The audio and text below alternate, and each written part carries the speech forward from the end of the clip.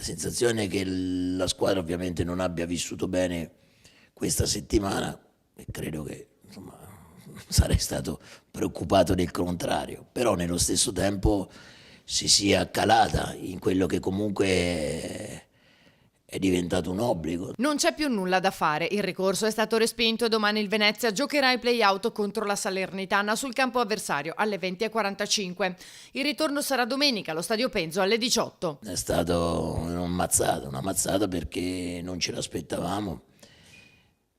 Aggiungo, penso di poter dire perché ormai avevamo acquisito nel tempo il diritto a dover pensare di essere salvi, così invece non è stato e quindi rituffarci sportivamente con la testa e tutto il resto dentro due partite che diventano le partite più importanti della stagione, capite bene che ti creano qualche problema. A livello personale è stato una grandissima delusione. Che ha colto un po' tutti di sorpresa.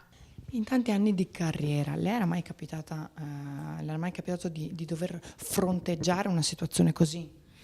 No, e vi assicuro che ne ho viste, quindi ne ho viste di tutti i colori, questa no, Quindi il vostro approccio sul campo domani come sarà, quale sarà? non lo so, quindi lo vedrete quello che succederà in campo, ma ve lo dico non per sviare, perché è impossibile prevedere quello che siamo. Ecco, un consiglio lo do a chi scrive, visto che